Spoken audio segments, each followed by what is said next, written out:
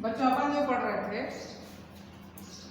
शक्ति का पृथक्करण भी पढ़ रहे थे और राज्यपाल, ठीक। तो उसके आगे की क्लास में हम देख रहे हैं कि ये अक्सर, ये आज नहीं, ये हमेशा से होता आ रहा है भारत की राजनीति में। यदि केंद्र और राज्य में यदि अलग अलग दलों की सरकार है तो कहीं ना कहीं विवाद टकराहट हो जाएगी। यदि अपन अभी तमिलनाडु की चर्चा करें तो उससे पहले यदि अपन को मुख्यमंत्री और राज्यपाल और सुप्रीम कोर्ट का कनेक्शन देखना है तो जब नरेंद्र मोदी भी सीएम रहा करते थे तब मुख्यमंत्री और राज्यपाल में जो टकराहट होती थी तो उन्होंने भी राष्ट्रपति को पत्र लिखा और सुप्रीम कोर्ट भी गए। तो ये एक भारत की राजनीति में देखने को मिलता है, केंद्र राज्य संबंध में देखने को मिलता है। तो अपन वर्तमान समय में जो केंद्र राज्य संबंध है चर्चा में अपन उसको देखते हैं, ठीक है। तो तमिलनाडु सरकार का क्या हुआ, तमिलनाडु के मुख्यमंत्री हैं एम के स्टालिन, ठीक, और गवर्नर हैं आर एन रवि। तो उनका कहना है सीएम साहब का कि 2021-22 से हमारे यहाँ कानून जो है वो मतलब पेंडिंग है, जो जनता के हित में नहीं हो रहा है। तो उन्होंने राष्ट्रपति को पत्र लिखा, उसके बाद वो सुप्रीम कोर्ट गए। सुप्रीम कोर्ट ने क्या किया, उन्हें उनके फेवर में डिसीजन दिया और उन्होंने जो उनका कानून बनना था सुप्रीम कोर्ट ने उसे पास किया, ठीक है। तो यहाँ पर क्या देखते हैं, शक्ति के पृथक्करण में व्यवस्थापिका, कार्यपालिका और न्यायपालिका। व्यवस्थापिका यानी संसद, ठीक है, संसद में वही राष्ट्रपति हैं, जो अंग है राष्ट्रपति, उच्च सदन, निम्न सदन, ठीक है। तो संसद पास करती है ना, और इधर पास कर दिया सुप्रीम कोर्ट ने, है ना। और अपन ये क्या देखते हैं, संसद पास करती है और यदि संविधान के अनुकूल नहीं है कुछ है, उस संविधान की व्याख्या करती है न्यायपालिका। परंतु यहाँ एक प्रश्न उठ रहा है कि ये कानून तो ना राष्ट्रपति ने पास किया, देखिए, न गवर्नर ने पास किया, राज्य सरकार है, न गवर्नर ने पास किया, न राष्ट्रपति ने पास किया, और ये सीधे पास कर दिया सुप्रीम कोर्ट ने। तो प्रश्न है कि इसके यदि कोई दिक्कत आई तो फिर व्याख्या कौन करेगा, जबकि ये तो इन लोग बनाते थे, व्याख्या ये करते थे, ठीक है। तो यहाँ एक प्रश्न उठता है, ठीक है।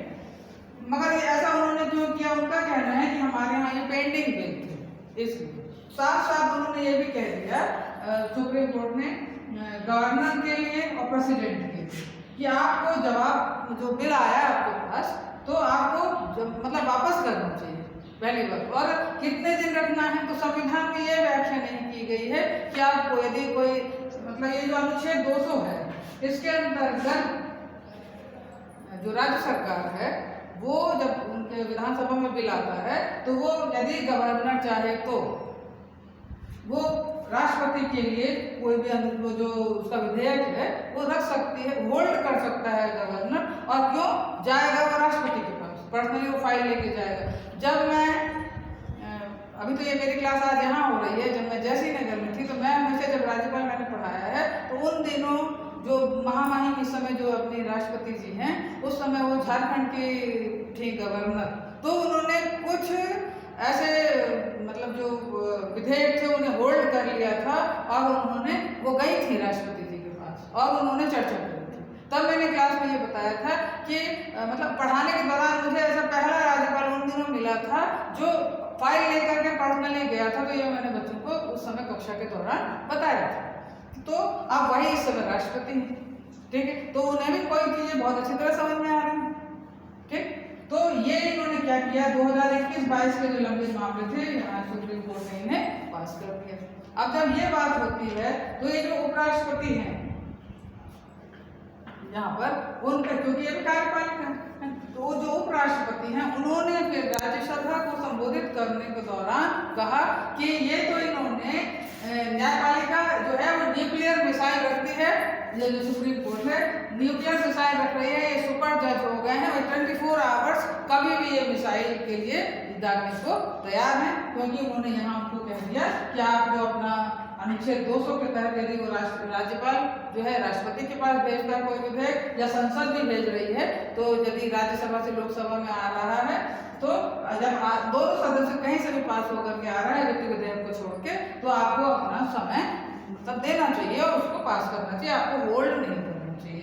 यहाँ पर ये कहा जा रहा है इसको जेबी विधेयक जो कहलाता है, पॉकेट वीटो ये होता है कि आप अपने पास उसे रखे हुए, अपने पास होल्ड किए हुए, तो आपको ये नहीं करना, आपको ये 1 से 3 महीने के भीतर आपको ये अवधि में लौटाना ही होगा। ठीक, और ये जो चीज है ये विरोध किया गया है कार्यपालिका की तरफ से, ये विरोध किया है। ठीक है, ये कार्यपालिका ने विरोध किया किसका? न्यायपालिका का। ठीक है, ये यहाँ से यहाँ है और फिर ये यहाँ से यहाँ है, ये जो विरोध हुआ। अब ये प्रश्न आ रहा है, उससे पहले अपन ने कोलेजियम पढ़ा था, है ना। धनखड़ जी ने ये जो लगाया इसलिए लगाया कि आप एक विषय टाइप का रख रहे हैं और चाहे जब आपने ऐसे डिसीजन ले रहे हैं। हालांकि गवर्नर आए थे, गवर्नर आए हैं सुप्रीम कोर्ट, उन्होंने पहले राष्ट्रपति को पत्र लिखा, गवर्नर ने सुप्रीम कोर्ट में कहा, तब सुप्रीम कोर्ट ने ऐसा किया। ठीक है, परंतु उनका ये कहना है कि उनको ऐसा नहीं करना चाहिए। भारतीय संविधान का जब संविधान सभा चल रही थी, वैसे तो आप देखिए ये जो अपन राज्यपाल की नियुक्ति के दौरान देखा था कि जो राज्यपाल की नियुक्ति राष्ट्रपति करता है, राष्ट्रपति के प्रसाद पर्यंत तक ये अपने पद पर बने रहेंगे और राष्ट्रपति के एजेंट के रूप में कार्य करते हैं। स्वतंत्रता से पहले ये ब्रिटिश क्राउन के लिए काम करते थे, उनके एजेंट के जैसे के रूप में कहलाते थे। 1935 का अधिनियम आया गवर्नर का लिए, और जब भारत स्वतंत्र हुआ संविधान सभा में भी चर्चा चली कि इस पद के लिए को नियुक्त करना चाहिए, इस जो पद है गवर्नर का।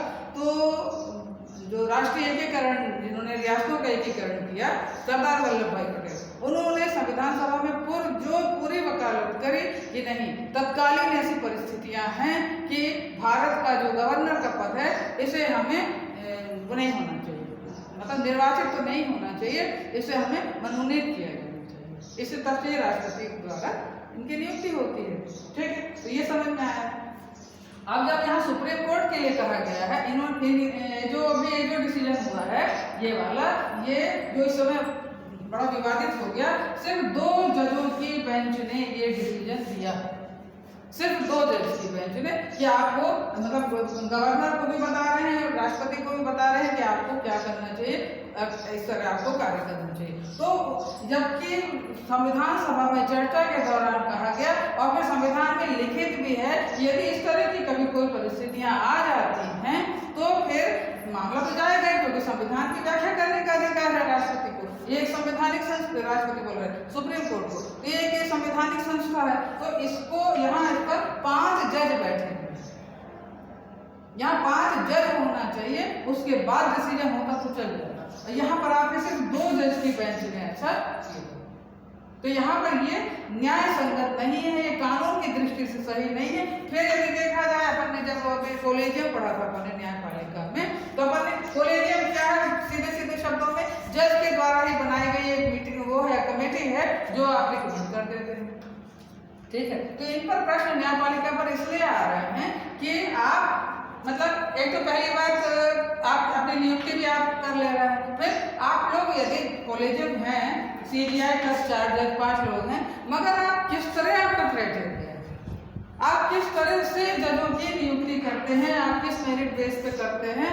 आपके जो कॉलेजियम में है, उस दिन अपन ने कहा था, इसको कहते हैं अंकल सिंड्रोम था ना, कि भाई भतीजावाद, नेपोटिज्म जो है यहाँ पर ये अपन को कॉलेजियम में देखने को मिलता है। तो उन्होंने कहा कि यहाँ पर पारदर्शिता नहीं है, पहली बात है ना, पारदर्शिता नहीं है, भाई भतीजावाद है। आप यहाँ भी तो पेंडिंग बिल रहते हैं, आप यहाँ भी तो कितना ज्यादा है, भले लोग अदालतें चलती हैं, सब कुछ होता है, पर आप यहाँ भी पेंडिंग बहुत चलता है, आप भी अपनी पारदर्शिता दिखाइए। हालांकि केंद्र सरकार प्रयास कर रहा है कि इस तरह का सुधार लाया जाए, कानून लाया जाए कि न्यायपालिका में ज्यादा मामले मतलब लंबित न रहें, जबकि ये गवर्नेंस यहाँ भी लागू है। आप चाहें तो अपना केस नंबर डालें, तो आपको अपना जो मेरे को भी देख के बनता है कि अपन ऐसे करें तो अपन को अपने केस की स्टडी जो है वो उसका अपडेट अपन को मिल जाएगा। ये मतलब ये गवर्नेंस यहाँ भी है हर चीज, मगर यहाँ ये पारदर्शिता तो है, मगर ये क्यों नहीं है कि आपने यदि 5 जज ने ट्रांसफर के लिए या प्रमोशन के लिए इनको लिखा कॉलेज में लिया है, तो फिर आप बताइए कि आपका मेरिट क्या है, आप किस आधार पर करते हैं। आप किसी भी तरह का डिसीजन ले लेंगे तो क्या जनता तो है, जनता तो हर चीज देख रही है ना, है?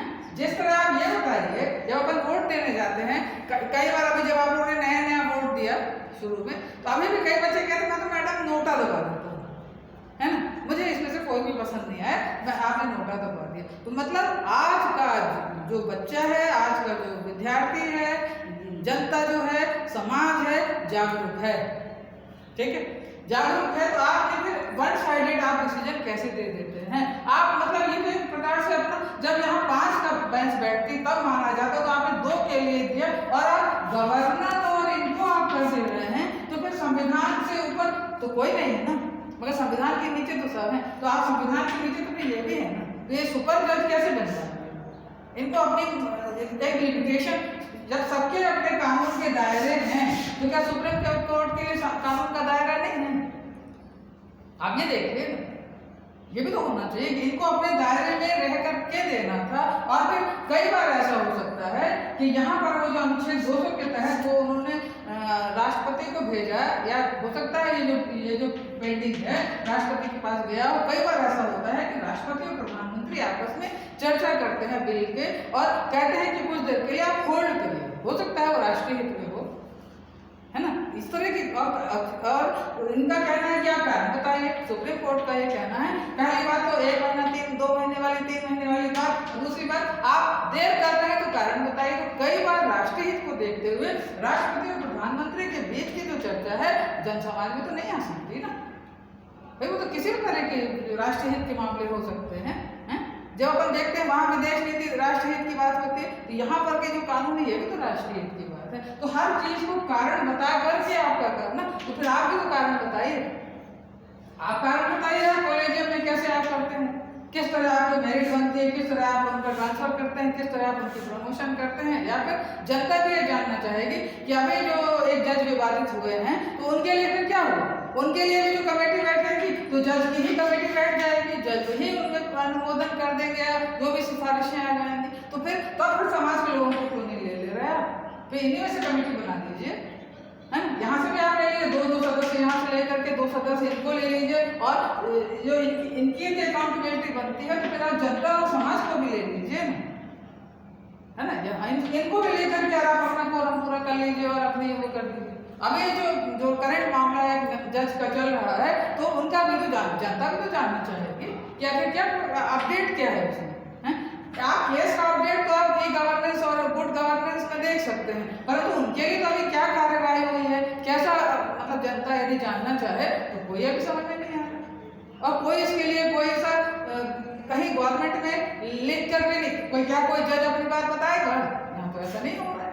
और जबकि अभी हम लोग सब महिलाएं बैठे थे, तो अभी जो डिसीजन आया है, अभी चूंकि सब गर्ल्स बैठी है तो मैं ये बता भी सकती हूँ आपको कि अभी एक जो डिसीजन आया है सुप्रीम कोर्ट हाई कोर्ट का आया है कि मतलब लड़कियों का कई तरीके की ऐसी चीजें यदि आप उनको ऐसा नहीं करते हैं तो आप रेप नहीं माना जाएगा। तो ऐसा कैसे है?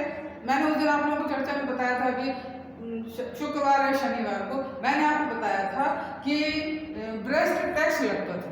जब आप लोग एक तरफ दुपट्टा लेते हैं, आप लोग को डांटती हूँ, हमेशा कहती हूँ 2 तरफ लीजिए। आपको क्या पता कि मतलब ऐसा टैक्स भी लगता था भारत में 1924 तक लगा है, और वो नेंगल लड़की का नाम था, आदिवासी लड़की का नाम था, आदिवासी तो नहीं कह सकते पर लेंगल जाति की थी। तो मतलब ये मैंने जो आपको बता रही हूँ इकोनॉमिक पॉलिटिकल वीकली में रिसर्च पेपर में लिखा है कि केरल श्रावणकोल की एक जो लड़की है, नेंगली नाम था उसका, नंगेली, वो मतलब पूरे समुदाय को ब्रेस्ट टैक्स देना पड़ता था। क्या कि आपको अब यदि अपने आंगों को ढकना है, अपने आंचल को ढकना है, तो आपको टैक्स देना होगा। तो वो आता था टैक्स में, और क्या करता था, वो केले के पत्ते पे रोक, जब भी था तो चावल दे देती थी, परंतु वो देते थक गई, हो सकता है उसके पास चावल भी न बचे। उस दिन उसको बहुत गुस्सा आया, उसने हंसिया से अपने ब्रेस्ट को काटा और उसने वो दे दिया, और इतना खून बहा कि ज़्यादा खून बहने से उसकी फिर डेथ हो गई। फिर प्रशासकों को लगा कि ब्रिटिश गवर्नमेंट को भी नहीं है तो टैक्स खत्म कर देना चाहिए। तो आपने वो टैक्स खत्म हुआ, और आप यहाँ पर हाई कोर्ट वाले जब 2 की बेंच बैठ जाए, 3 की बेंच बैठ जाए, कभी भी स्त्रीयोचित जो उनको न्याय मिलना चाहिए, आप वो न्याय नहीं दे रहे। आपका कहते हैं नहीं, यहाँ से यहाँ टच नहीं हुआ तो ये रेप नहीं हुआ, यहाँ से यहाँ ये नहीं हुआ तो रेप नहीं हुआ है। वो जो मैंने जो ब्रेस्ट वाली बात करें उसमें तो यही शब्द आया कि यहाँ टच नहीं हुआ तो ये कानून नहीं। तो ये क्या यहाँ इनको इनके पास इनके इनके अपने बेंच, इनका जो भी इनके जजमेंट है वो कहाँ गया? इनके लिए कोई पारदर्शिता नहीं। तो यदि ये सब में आपको आक्रोश आ गया, ये हर जन समाज जानना चाहता है कि फिर उस जज का क्या हुआ, उसका क्या अपडेट है। आप अपने कॉलेजियम सिस्टम को सुधारिए, आप अपने यहाँ ट्रांसपेरेंसी लाइए, और उसके बाद आप यदि अपने को आप नहीं, आपको इन लोगों पे ट्रस्ट नहीं है, इसलिए आप अपना कॉलेजियम बनाए हुए हैं। जज ही जज की नियुक्ति करेगा। यदि आप जैसे कहते हैं कर नहीं तो डर नहीं, यदि आप बिल्कुल ट्रांसपेरेंसी आपके में है तो आप इनको भी ले लीजिए यहाँ से, ये भी ले लीजिए, ये भी यहाँ से भी मेंबर ले लीजिए, समाज से भी ले लीजिए, पब्लिक से भी अच्छे लोगों को ले लीजिए, और फिर कॉलेजियम बनाइए। फिर आप अपना कॉलेजियम मतलब फिर एक ऐसी कमेटी गठित करिए, फिर वो आपकी नियुक्ति कर देंगे। तो जब आपकी अपनी बारी आ रही तो आपको ट्रांसपेरेंसी चाहिए, आपको उन पे ट्रस्ट नहीं है, इन पे ट्रस्ट नहीं है, और अपना जो ट्रस्ट है वो पारदर्शिता नहीं दिखती है, तो ऐसा नहीं है। आपको कहीं पूरे विश्व में न्यायपालिका है, अमेरिका में भी न्यायपालिका के जब जजों की नियुक्ति होती है, अपने यहाँ तो 75 वर्ष वाली बात, 65 वर्ष वाली बात है, और जब सीजीआई आते आते तो कोई 6 महीने के लिए बनता है, कोई 1.5 साल के लिए बनता है यहाँ पर। परंतु यूएस में यदि देखा जाए तो राष्ट्रपति यदि करते हैं तो बाकायदा वहाँ उनके संसद से पास होता है, उनके सीनेट से यहाँ पास होगा, उसके बाद से यहाँ पर आएगा और ये होता है। तो ऐसा नहीं है। तो आपको मतलब, और भी वो जब तक वो खुद रिटायर ना हो, उनको अपने पद से सुप्रीम कोर्ट का जो वो है जो जज है वो अपने पद पर बना रहता है, जब तक कि वो रिटायर ना, अपने से रिटायरमेंट ना ले ले, या उनकी डेथ हो जाएगी, या उनका जो मेडिकल कोई ग्राउंड पर लेना चाहते होंगे तब होता होगा, मगर वहाँ पर ऐसी कोई उम्र की बात नहीं। तो पूरे विश्व में भारत की न्यायपालिका की पारदर्शिता पर, इनकी अकाउंटेबिलिटी पर क्या इनकी जवाबदेही नहीं है? यही बात वहाँ से भी आई है, कार्यपालिका से भी आई। फिर यहाँ जो देखा जाता है व्यवस्थापिका, कार्यपालिका और न्यायपालिका, तो फिर पृथक्करण कहाँ है और कहाँ मिलके काम हो रहा है, इनको किसी पर ट्रस्ट नहीं आ रहा है। तो जबकि अकाउंटेबिलिटी सबकी अपील बनती है। ये तो स्वाभाविक सी बात है कि यदि केंद्र राज्य है और सत्ता केंद्र में अलग है और राज्यों में अलग सत्ता है, दलों में, राजनीतिक दलों में, तो टकराहट स्वाभाविक है। अभी बना ही इसलिए गया संवैधानिक संस्था कि व्यक्ति जाएगा, ठीक है, वो जो संस्था है वो जाएगी और उसको न्याय मिलेगा। परंतु अपना ये जो कोरम था, इसको आपने पूरा न करते हुए यदि आपने पूरा चीजें यहाँ डाल दी, तो जब आपके अपने ऊपर कोई बात आती है तो ऐसा में फिर विश्वसनीयता कम होती है। जैसे मैंने आपसे अभी आपकी नोटा वाली बात की थी कि आप लोग वहाँ तो नोटा दबा देते हैं, फिर अगर चर्चा तो यहाँ पर भी हो रही है ना, न्यायपालिका पर भी हो रही है। तो इस तरह का, या तो फिर ये जो संविधान की ही बात को देखना था कि 5 जज बैठते हैं तभी आपको देना था, परंतु आपने वो भी कोरम पूरा नहीं किया, उसके आधार पर कर दिया। तो कहीं ना कहीं भारत की वर्तमान व्यवस्था को देखते हुए, केंद्र राज्य संबंधों को देखते हुए, और राज्यपाल के पद का तो अब क्या कहा जाए, कई बार तो ऐसा कहा जाता है कि नहीं इस पद को समाप्त कर देना चाहिए। तो अब समाप्त वाली बात तो नहीं की जा सकती। सरोजिनी नायडू सबसे पहले बनी थी उत्तर प्रदेश की राज्यपाल, तो उन्होंने कहा था कि ये जो राज्यपाल का पद है ऐसा जैसे सोने के पिंजरे में किसी बर्ड को डाल दिया हो, क्योंकि आपका तो राज्यपाल का प्रोजेक्ट है ना। तो ये मतलब सब सोचिए, मतलब 1950 से ये बात आ रही है कि राज्यपाल का पद का कैसा है, जबकि अभी एक आरटीआई लगी थी कर्नाटक में। तो जब वहां पर भी इसी तरह की जब चर्चाएं चल रही रहती, तो उन्होंने कहा मैं जानना चाहता हूं कि पहली बात तो आरटीआई का जवाब नहीं मिल रहा था, पर जब जवाब मिला, ये बात 2016 की है, कि राज्यपाल का पद में कितना पैसा लगा है उनकी यात्रा पर बताया। तो फिर उसने बताया कि 20 महीने में हवाई यात्रा में 2,89,00,000 रुपए गवर्नर के लिए दिए। ठीक, उन्हीं के यहाँ गार्डन में 3 साल में 3,20,00,000 रुपए लगे। तो ये पैसा किसका है? ये पैसा तो टैक्स पेयर्स, हमारा अपना है, अपनी जनता का है, जनता का पैसा है नहीं। फिर उसके बाद से अब आप जैसे पूरी जब बात हो रही है, संसद की बात हो रही है, तो आप लोग ये भी समझिए कि जब संसद का सत्र चलता है, 3 सत्र तो जरूरी है, 3 तो होंगे ही होंगे, बजट सत्र, शीतकालीन सत्र, मानसून सत्र, है ना। तो जो इन सत्रों में 1 मिनट में 2.5 लाख, प्रत्येक मिनट में 2.5 लाख रुपए खर्च होते हैं।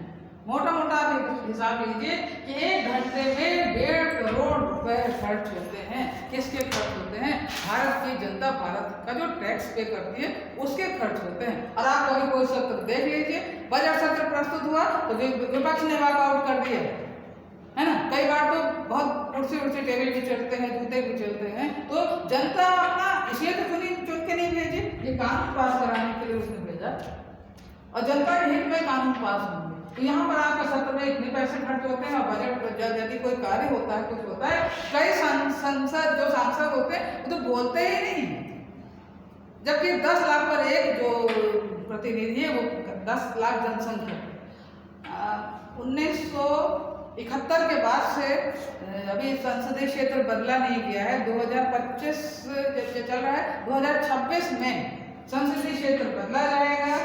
2001 या 2011 की जनगणना के आधार पर, 2001 की जनगणना के आधार पर फिर देखा जाएगा कि किस एरिया में कितने हैं, तब यहाँ सांसद बढ़ जाएंगे। जैसे अभी 545 यहाँ पर है संसद में, तो यहाँ लोकसभा की सदस्य संख्या बढ़ेगी, क्योंकि अब पहले कहा गया है कि हमारे पास अब तो नया संसद भवन भी बन गया है, तो अब यहाँ सांसदों की संख्या 2026 में बढ़ेगी। ठीक है, तो आज मेरी कोशिश थी कि आप लोगों को, सभी बच्चों को मतलब इकट्ठे पढ़ा दें, ताकि व्यवस्थापिका, कार्यपालिका, न्यायपालिका, शक्ति का पृथक्करण और केंद्र राज्य संबंध और वन राज्यपाल तो अभी पढ़ ही रहे थे, उसी को अपन ने आगे करके समराइज किया।